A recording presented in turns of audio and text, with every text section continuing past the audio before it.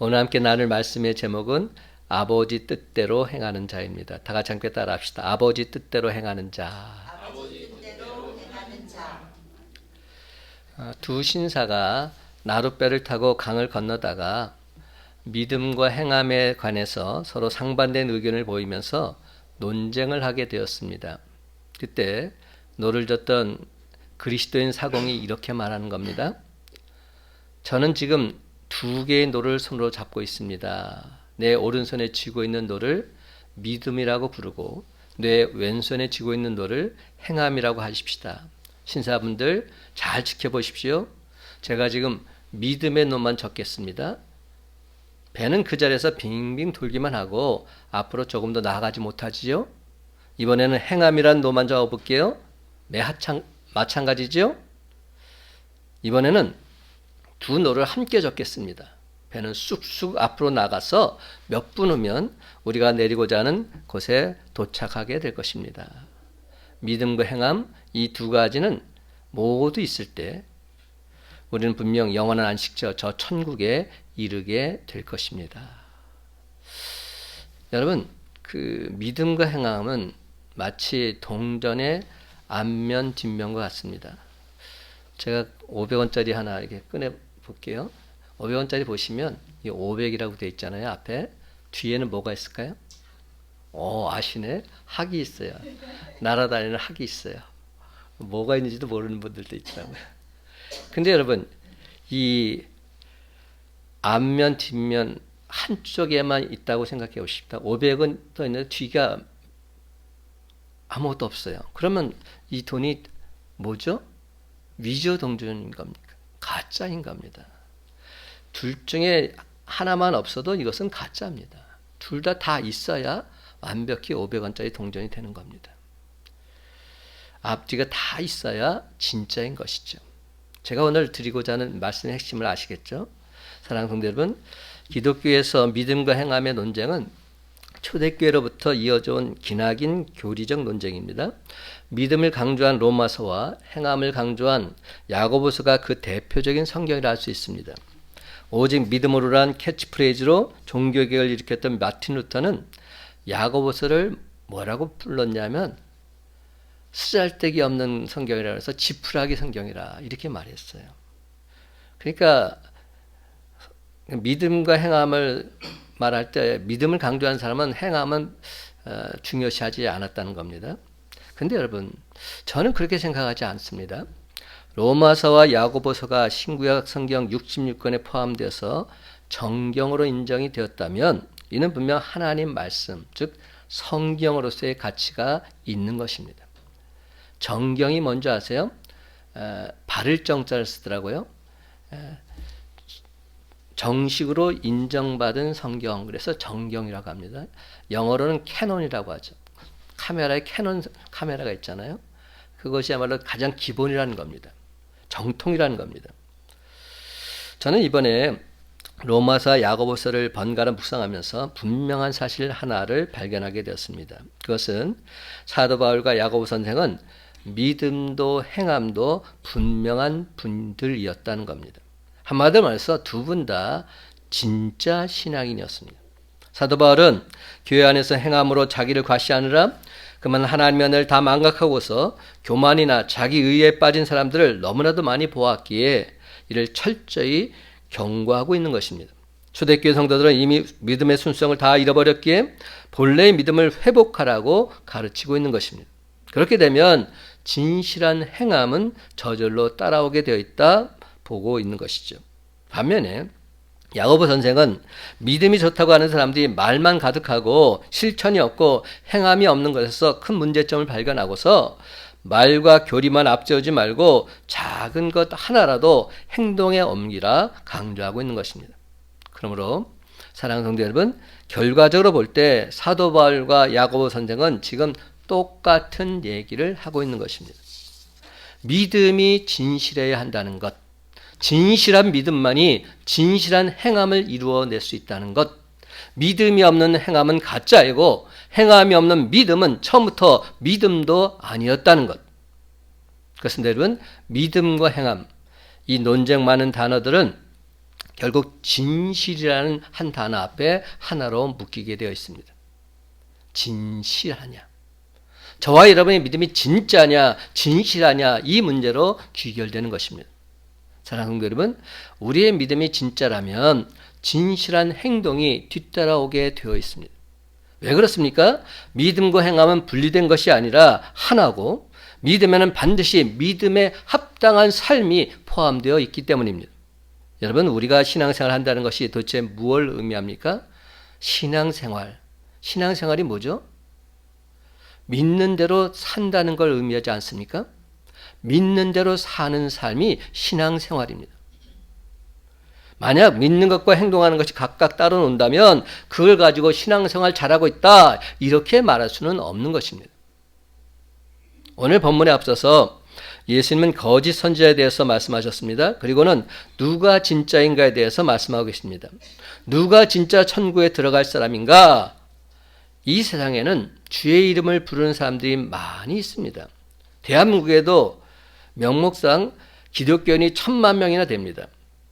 그렇다면 그 사람들이 다 천국에 들어갈까요? 21절, 나더러 주여 주여 하는 자마다 다 천국에 들어갈 것이 아니요. 분명히 말씀합니다.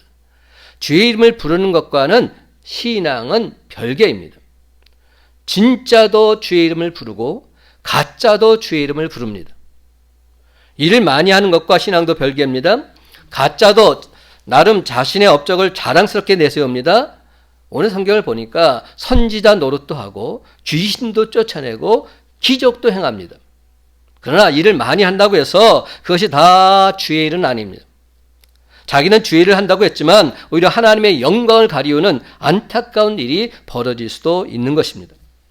그렇다면 여러분, 진짜와 가짜는 언제 판가름 날까요? 22절 그날에, 23절 그때 판가름이 납니다. 그날 그때는 언제입니까? 바로 주님 앞에 설 때입니다. 사람마다 주님 앞에 설 때가 옵니다. 역사적 종말에 혹은 개인의 종말에 바로 그날에 신앙에 대한 모든 평가가 이루어집니다. 이 평가는 절대로 피할 수 없습니다. 마태복음 25장에는 종말과 관련된 비유들이 나옵니다. 등불을 가진 열처녀 비유, 달란트의 비유, 양과 염소의 비유 등등, 이 비유들은 종말적 평가를 예고합니다. 성경이 이런 평가에 대해서 누누이 반복합니다. 마태복음 3장 10절과 12절, 이미 도끼가 나무 뿌리에 놓였으니 좋은 열매를 맺지 아니하는 나무마다 찍혀 불에 던져지리라. 손에 키를 들고 자기의 타작마당을 정하게 하사 알곡은 모아 곳간에 들이고 쭉정이는 꺼지지 않는 불에 태우시리라. 마태복음 16장 27절, 인자가 아버지의 영광으로 그 천사들과 함께 오리니 그때 각 사람이 행한 대로 갚으리라. 고린도후서 5장 10절, 이는 우리가 다 반드시 그리스도의 심판대 앞에 나타나게 되어 각각 선악간에 그 몸으로 행한 것을 따라 받으려 함이라. 히브리서 9장 27절, 한 번 죽는 것은 사람에게 정해진 것이요 그 후에는 심판이 있으리라. 그렇습니다. 하나님은 우리의 모든 행위를 평가하고 기록하십니다. 내 행위는 하나님의 책에 낱낱이 기록됩니다. 그리고 이 기록들은 종말에 반드시 나타납니다. 반드시 드러나게 되어 있습니다. 그러면 여러분, 우리는 수시로 내 신앙을 점검 또 점검해야 합니다. 나는 지금 제대로 믿고 있는가?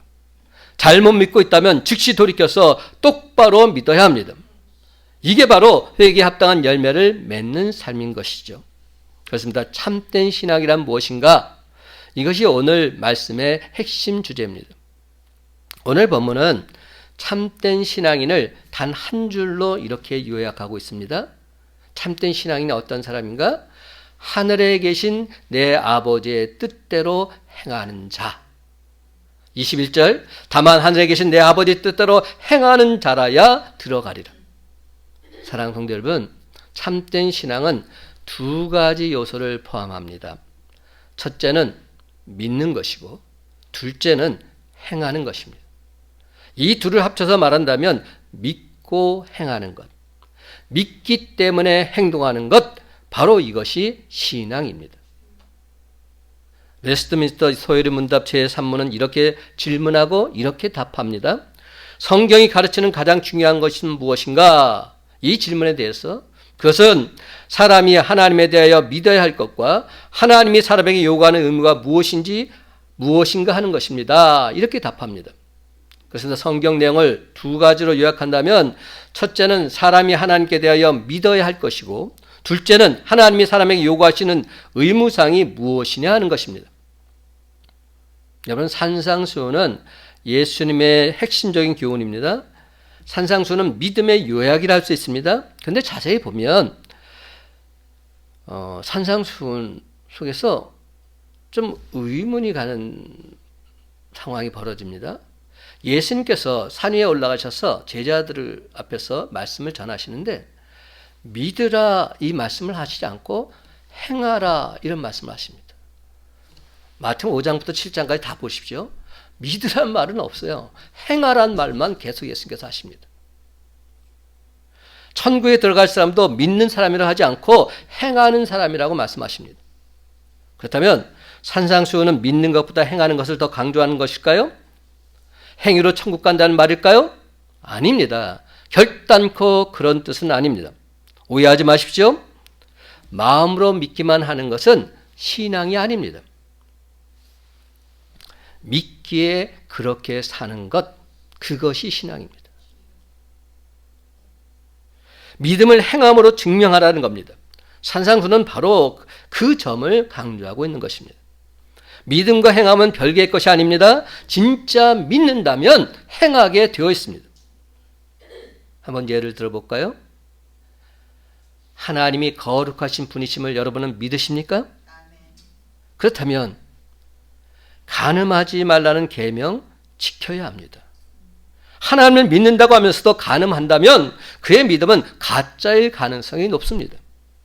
하나님이 두려워서 더 이상 죄를 짓지 못하는 삶, 그 삶이 참된 신앙인의 삶입니다. 하나님이 보고 계신다는 생각을 갖는다면 우리가 잘못된 삶을 살아갈 수 없는 겁니다. 여러분, 공의의 하나님을 믿으십니까? 그렇다면 거짓말과 도둑질을 하지 말아야 합니다. 그래서 예수는 바로 이 말씀을 하셨습니다. 21절, 다만 하늘에 계신 내 아버지의 뜻대로 행하는 자라야 들어가리라. 그래서 정말 주님을 믿는다면 우리는 주님 명령을 따르게 되어 있습니다. 누가 주님의 자녀입니까? 누가 주님의 가족입니까? 예수님은 이렇게 말씀하십니다. 마가복음 3장 35절, 누구든지 하나님의 뜻대로 행하는 자가 내 형제요, 내 자매요, 내 어머니이니라. 분명한 말씀입니다. 예수님은 항상 동일하게 말씀하셨습니다. 하나님 뜻대로 사는 자가 하나님의 자녀가 된다. 이렇게 말씀하고 계신 겁니다. 신앙은 마음으로 믿는 것에서부터 시작이 됩니다. 그 다음은 입술의 고백으로 이어집니다. 고백은 상당히 중요하지요. 내가 믿는 것을 하나님과 사람 앞에서 고백하는 것, 이것이 곧 신앙의 확증과도 같습니다. 그래서 사도 바울은 로마 교인들에게 이렇게 말했습니다. 로마서 10장 9절과 10절, 네가 만일 내 입으로 예수를 주로 시인하며 또 하나님께서 그를 죽은 자 가운데서 살리신 것을 내 마음에 믿으면 구원을 받으리라. 사람이 마음으로 믿어 의에 이르고 입으로 시인하여 구원에 이르느니라. 여러분, 예수님을 구주로 영접하셨습니까? 예수님의 사람들 앞에서 시인하셨습니까? 예수님은 나의 구주이십니다. 예수님은 나의 하나님이십니다. 예수님께서 내 죄를 대신해서 십자가에 죽으신 것을 나는 믿습니다. 예수님께서 나를 살리시기 위해서 사망 곳에 계시고 무덤에서 부활하신 것을 나는 믿습니다. 그렇다면 나는 분명 하나님의 자녀입니다. 그런데 아직까지도 미심쩍은 점이 있습니다. 나는 정말 그리스도인이 되었을까? 나는 정말 천국 시민인가? 나는 정말 하나님 나라에 들어갈 수 있을까? 하나님께서 나를 인정하셨을까? 나는 진짜일까? 가짜일까? 나는 알곡인가? 가라지인가? 신천지 사람들이 와서 뭐라고 하면 아닌 것 같기도 하고, 목사님 말씀을 들을 때면 진짜 같기도 하고, 이랬다 저랬다 신앙에 대해서 자기 확신이 없습니다. 왜 내가 이런 찜찜하고 무기력한 신앙인이 되고 말았을까요? 그 결정적인 이유가 무엇일까요? 하나님 말씀대로 살지 않기 때문입니다. 하나님 말씀대로 살지 않기 때문. 로마서 10장 9절과 10절은 말합니다. 예수 그리스도를 구주로 믿고 입으로 시인할 것을 말씀합니다. 인격적으로 예수 그리스도를 나의 구주로 모셔드렸습니다. 그런데 이어진 말씀을 보면 예수 그리스도를 인격적으로 모신 것이 다가 아닙니다. 주님 명령까지도 다 내 삶의 원리로 받아들여야 합니다. 주님의 인격과 말씀까지도 다 받아들여야 합니다. 로마서 10장 13절 14절 17절 말씀을 제가 했습니다. 누구든지 주의 이름을 부르는 자는 구원을 받으리라. 그런즉 그들이 믿지 아니하는 일을 어찌 부르리요? 듣지도 못한 일을 어찌 믿으리요? 전파하는 자가 없이 어찌 들으리요? 그러므로 믿음은 들음에서 나며 들음은 그리스도의 말씀으로 말미암았느니라. 사랑하는 성도 여러분, 단순히 주님의 이름만 부르는 것이 아닙니다. 주님을 인격적으로 모셔드려야 합니다. 주님 말씀까지 다 인정하고 받아들여야 합니다. 그래서 그 말씀을 따라 살아야 합니다. 여기까지 가야 진짜입니다. 예수님께서 우리에게 뭐라고 하셨습니까? 나만 믿으면 된다? 그 다음엔 아무렇게나 살아도 좋다? 그렇게 말씀하셨습니까? 아니죠. 제가 지난주에도 분명히 말씀드렸습니다. 오늘 말씀 속에서도 있습니다.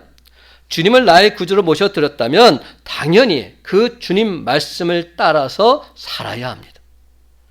21절 다만 하늘에 계신 내 아버지의 뜻대로 행하는 자라야 들어가리라. 요한복음 14장 21절과 23절 24절 말씀, 나의 계명을 지키는 자라야 나를 사랑하는 자니 나를 사랑하는 자는 내 아버지께 사랑을 받을 것이요 나도 그를 사랑하여 그에게 나를 나타내리라. 예수께서 대답하여 이르시되 사람이 나를 사랑하면 내 말을 지키리니 내 아버지께서 그를 사랑하실 것이요 우리가 그에게 가서 거처를 그와 함께 하리라. 나를 사랑하지 아니하는 자는 내 말을 지키지 아니하리니 너희가 듣는 말은 내 말이 아니요 나를 보내신 아버지의 말씀이니라. 그렇습니다, 여러분. 신앙과 행함은 별개의 것이 아닙니다. 다시 말씀드리지만 신앙과 행함, 믿음과 행함은 동전의 양면과도 같습니다. 신앙을 뒤집으면 행함이 됩니다. 믿음을 뒤집으면 행함이 되는 것입니다. 그래서 야고보 사도는 이렇게 말했습니다. 야고보서 2장 14절, 17절과 18절, 22절, 26절 말씀, 내 형제들아 만일 사람이 믿음이 있노라 하고 행함이 없으면 무슨 유익이 있으리요? 그 믿음이 능히 자기를 구원하겠느냐? 이와 같이 행함이 없는 믿음은 그 자체가 죽은 것이라. 어떤 사람은 말하기를 너는 믿음이 있고 나는 행함이 있으니 행함이 없는 내 믿음을 내게 보이라. 나는 행함으로 내 믿음을 내게 보이라 하리라. 내가 보거니와 믿음이 그의 행함과 함께 일하고 행함으로 믿음이 온전하게 되었느니라.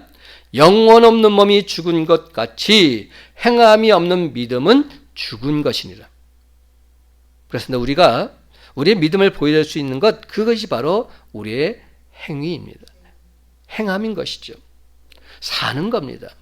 정말 믿는다면 어떻게 살아가느냐, 이것까지 가야 됩니다. 우리의 믿음은 행함과 함께 온전해집니다. 육체의 영혼이 없다면 그것은 죽은 시체나 다름없습니다. 마찬가지로 믿음의 행함이 없다면 그것은 죽은 믿음입니다.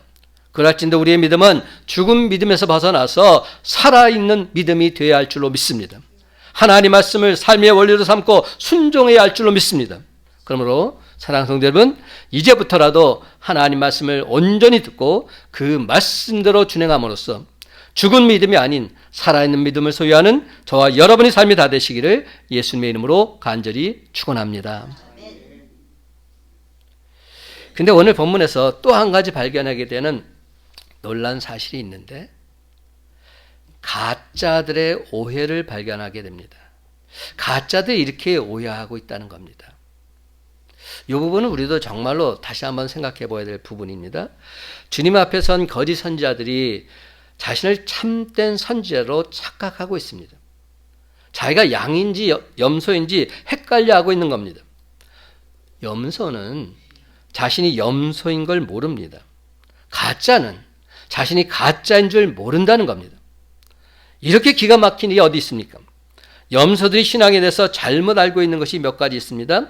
22절 보니까 그날에 많은 사람이 나더러 이르되 주여 주여 우리가 주의 이름으로 선지자 노릇하며 주의 이름으로 귀신을 쫓아내며 주의 이름으로 많은 권능을 행하지 아니하였나이까. 여기 세 가지 오해가 나옵니다. 첫 번째 오해, 가짜들이 첫 번째 오해, 첫 번째는 뭐죠? 선지자 노릇을 한 것이 참된 신앙으로 알고 있었다는 겁니다. 근데 참된 신앙이 아니라는 겁니다. 선지자 노릇을 했다는 말은 프로페티오라는 헬라어가 쓰였는데요. 예언을 했다는 겁니다. 예언을 예자는 말씀 예자입니다. 그러니까 미리 예자의 말씀 언자니까 하나님 말씀을 전했다는 겁니다. 요즘 말로 말하자면 쉽게 표현하면 설교를 했다는 말입니다. 여러분 설교를 유창하게 했다고 해서 참된 선지자는 아닙니다. 설교를 통해서 하나님 말씀을 전하지 않는다면 하나님의 선지자가 아닌 겁니다. 때로는 그들이 성경을 이야기하고 성경 구절을 인용할 수도 있습니다.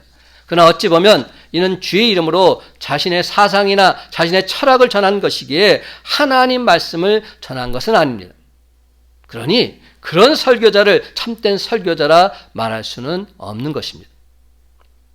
오늘은 거룩한 주일입니다. 오늘도 여기저기서 많은 설교들이 행해지고 있습니다.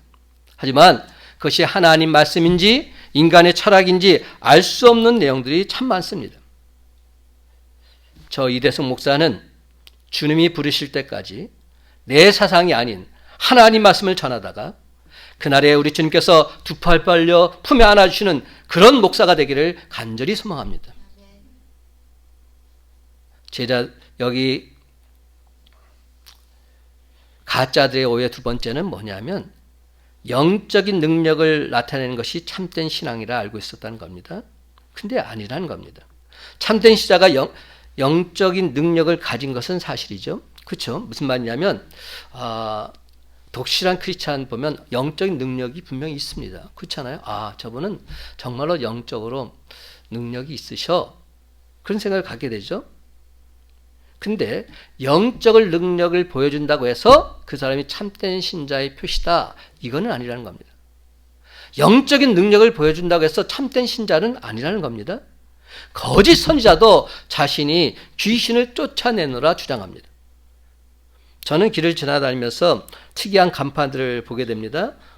계룡산 처녀보살, 점, 사주, 운명 등등 남이 갖지 못한 영적인 능력을 가진 사람들이 사방에 널려 있습니다.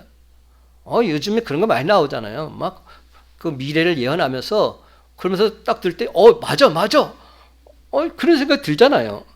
그런 능력을 행하는 사람이 있습니다. 당연히 있습니다. 그러나 이런 능력이 참된 그리스도인의 표식은 아닙니다. 오해하지 마십시오. 영안이 밝아져서 사람 마음을 빤히 들여다본다든지 장렬히 훤히 보인다든지 그런 것이 참된 신자의 표식은 아니라는 겁니다. 가짜들도 얼마든지 그런 일을 할 수 있습니다. 가짜들에 의해 세 번째는 기적을 행하는 것이 참된 신앙의 표시도 아닙니다. 참된 신자에게 기적이 일어날 수 있습니다. 하나님이 주시는 기적이지요. 그러나 기적을 일으켰다고 해서 다 참된 신자는 아닙니다. 성경에 보면 애굽의 마술사들도 어느 정도 모세의 기적을 흉내내고 있습니다. 교회 안에서도 여러 가지 기적이 일어납니다. 신유의 기적, 귀신을 쫓아내는 축기의 기적 등등. 그렇다고 해서 모든 기적이 다 하나님의 역사인지는 알 수 없습니다. 그렇습니다, 여러분. 거짓 선지자들처럼 선지자 노릇하는 것이 신앙은 아닙니다. 귀신을 쫓아내는 것도 신앙은 아닙니다. 기적을 행하고 능력을 나타내는 것도 신앙은 아닙니다. 그렇다면 참된 신앙은 무엇입니까?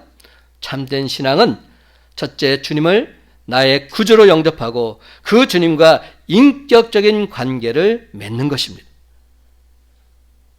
가짜들은 주의 이름을 유독 강조합니다. 오늘 본문에 주의 이름으로라는 말이 3번이나 반복되어 있습니다. 근데 놀라운 것은 주님과 그들이 아무 상관이 없다는 점입니다. 가짜들이 주님께 말합니다. 내가 주의 이름으로 이런 일도 하고 주의 이름으로 저런 일도 했습니다. 근데 주님은 전혀 알지 못한다고 하십니다. 내가 너희를 도무지 알지 못하니 말씀하십니다.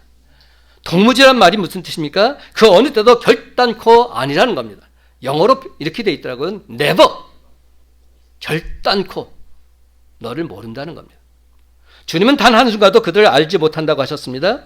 그들을 알지 못한다는 것은 전능하신 주님이 그 상황을 몰랐다는 뜻이 아닙니다. 우리 주님과 그 사람 개인과 인격적인 관계가 없었다는 것을 뜻합니다. 너는 나와 아무런 상관이 없다. 그렇습니다. 주님과의 인격적인 교제가 없었던 것입니다. 주님을 영접하지도 않았고 주님을 주인으로 모시지도 않았습니다.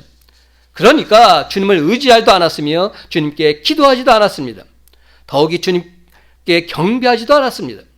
신앙생활이란 우리 주님과 인격적인 교제를 나누는 삶을 사는 것입니다. 따라서 교회 활동, 기적, 신령한 행위를 자랑하기 전에 먼저 주님을 마음 중심에 온전히 모셔드리고 사는 것, 이것이 급선무입니다. 참된 신앙은 두 번째, 주님의 법을 따르는 것입니다. 이 부분이 저는 굉장히 중요한 부분이라고 생각되는데요. 주님이 거짓 선자들에게 하신 말씀을 보시기 바랍니다. 23절 보면 그때 내가 그들에게 밝히 말하되 내가 너희를 도무지 알지 못하니 불법을 행하는 자들아 내게서 떠나가라. 여기서 주목해야 될 단어가 뭐죠? 불법이라는 단어입니다. 불법을 행하는 자들. 불법이란 게 뭘까요? 이 율법은 헬라어로 노모스입니다. 이 율법이란 그 노모스에다가 부정하는 단어 전미서가 아입니다. 아를 붙이면 부정이 되는 겁니다. 그러니까 아노모스, 아노미아, 이게 다 부정입니다. 무슨 말이냐면 불법이란 것은 법이 없는 상태, 즉 법에 반하는 것, 이것이 불법이란 말입니다. 여기서 법은 율법을 말합니다. 그러므로 하나님 말씀을 뜻합니다. 불법은 하나님 말씀이 없는 상태를 뜻하는 것입니다.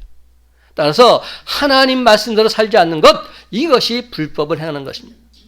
불법을 행하는 자들아, 이 말의 의미가 하나님 말씀대로 살지 않는 자들을 말하는 겁니다. 하나님 말씀대로 살지 않는 자들아, 이렇게 말씀하고 있는 겁니다. 하나님 말씀대로 살지 않는 것. 23절에 불법을 행하는 자와 21절에 아버지의 뜻대로 행하는 자를 연결시켜 보면 불법은 하나님의 뜻대로 행하지 않는 것임을 우리는 분명히 알 수 있습니다. 하나님께서 선지자를 세우실 때 그 선지자를 통해서 하고 싶으신 당신의 뜻이 분명히 있으십니다. 근데 주의 이름으로 선지자 노릇을 했다고 말은 하지만 하나님의 뜻을 나타내지 않고 자기 뜻대로 선지자 노릇을 한 것이 불법이라는 겁니다. 하나님께서 귀신을 쫓아내실 때는 하나님께서 원하시는 뜻을 이루시기 위해서 귀신을 쫓아내는 것입니다. 근데 주의 이름으로 귀신을 쫓아내긴 했지만 하나님의 뜻과는 전혀 관계없이 그 일을 행하는 것, 이것이 불법이라는 겁니다. 하나님께서 권능을 행하실 때는 그 권능을 행함으로써 하나님께서 나타내고자 하시는 당신의 뜻이 분명히 있는데 그 뜻을 무시하고 자기 마음대로 권능을 행한 것, 이것이 불법이라 할 수 있는 것입니다. 이렇게 하나님의 뜻과는 전혀 관계없이 자기 마음대로 행하는 것, 그것이 비록 주의 이름으로 행한 크고도 놀라운 일을 할지라도 다 불법이다 말하고 있는 겁니다. 그렇습니다. 여러분, 불법을 행한 자들은 이런저런 활동은 열심히 했지만 전혀 주님 말씀을 따라 살지 않는 그런 사람들을 말합니다. 여기서 다시 한번 믿음과 행위의 문제가 나옵니다. 우리가 참으로 주님을 믿는다면 주님 말씀을 따라 살아야 합니다. 이것이 진정 참된 신앙생활입니다. 그렇다면 오늘날 내 신앙은 어떻습니까? 주여 주여 주의 이름을 부르긴 했지만 불법을 행했기에 천국문 앞에서 퇴짜 맞을까 겁나지는 않으십니까? 지금까지 거짓 선지자들처럼 잘못된 신앙을 갖고 살지는 않으셨습니까? 분명히 말씀드립니다. 유창한 설교를 한다고 해서 교회의 참된 지도자가 아닙니다. 귀신을 잘 쫓아낸다고 해서 참된 은사자도 아닙니다. 병자를 고치고 기적을 일으킨다고 해서 참된 선지자도 아닙니다. 사랑하는 성도 여러분, 참된 신자는 예수 그리스도를 나의 구조로 믿고서 내 안에 영접하고 사는 사람들입니다. 매일의 삶을 통해서 주님과 인격적인 교제를 나누는 사람들입니다. 참된 신자는 주님 말씀을 믿기에 주님 뜻을 따르는 사람들입니다. 그래서 주님을 온전히 믿기에 그 말씀대로 살아가는 사람이 참된 신자들입니다. 리얼 크리스찬들입니다. 그러면 여러분, 그날에 왜 나를 안 들어보내 주느냐, 천국문 앞에서 문지기와 싸우지 마시기 바랍니다. 참된 신자는 내가 문을 두드리기 전에 주님께서 먼저 알아보십니다. 환영한다, 내 아들 내 딸아, 내가 너를 기다렸노라. 반대로 주여 주여 하면서 선지자노릇하며 주의 이름으로 능력과 권능을 행함으로 무릇 사람들로부터 칭찬을 받았다 할지라도 우리 주님께서는 나는 너를 모른다 말씀하시면서 불법을 행하는 자들아 내게서 떠나가라 말씀하실 수도 있습니다. 그렇다면 여러분, 예수님께서는 도대체 어디로 떠나가라고 말씀하고 계실까요? 그것은 바로 천국과 정반대인 지옥이 아니겠습니까? 마태복음 25장 41절, 또 왼편에 있는 자들에게 이르시되 저주를 받은 자들아 나를 떠나 마귀와 그 사자들을 위하여 예비된 영원한 불에 들어가라. 누가복음 13장 27절, 그가 너에게 말하여 이르되 나는 너희가 어디에서 왔는지 알지 못하느라 행악하는 모든 자들아 내게서 떠나가라. 정말로 무서운 말씀입니다. 여러분, 참으로 안타깝게도 우리가 주님 뜻과는 전혀 상관없이 신앙생활하다가 그날에 주님 앞에 서게 될 때 내가 너를 도무지 알지 못하니 불법을 행하는 자들아 내게서 떠나가라 주님께서 말씀하신다면 도대체 어찌 하시겠습니까? 그렇지만 여러분, 아직도 늦지 않았습니다. 우리 주님은 나간 자식 돌아오기만을 밤새 기다리고 계십니다. 하나님의 자녀된 저와 이름을 통해서 주의 이름으로 이 험한 세상을 하나님 나라로 변화시켜 나가길 원하고 계십니다. 그렇다면 우리의 회개와 우리의 영접, 이것이 정말로 진짜인지 가짜인지 구별할 수 있는 방법은 무엇이겠습니까? 날마다 하나님 말씀을 기쁘고 즐거운 마음으로 준행하면 되는 것입니다. 주님 뜻대로 살면 되는 것입니다. 주님 뜻대로 살기로 했네. 이 찬송가 가사 그대로입니다. 주님 뜻대로 살기로 했네. 주님 뜻대로 살기로 했네. 주님 뜻대로 살기로 했네. 뒤돌아서지 않겠네. 오늘 우리에게 주시는 하나님 말씀이 여기에 있습니다. 21절, 나더러 주여 주여 하는 자마다 다 천국에 들어갈 것이 아니요 다만 하늘에 계신 내 아버지의 뜻대로 행하는 자라야 들어가리라. 분명한 메시지입니다. 아버지의 뜻대로 행하는 자라야 들어가리라. 이제 말씀을 맺습니다. 사랑하는 성도 여러분, 이제는 오로지 하나님 뜻대로 행하고자 애쓰고 힘쓰므로 그날에 주님 앞에 섰을 때 천국문에서 주님이 먼저 알아보시고 기쁘게 영접해 주는 리얼 크리스찬이 바로 저와 여러분이 다 되시기를 예수님의 이름으로 간절히 축원합니다.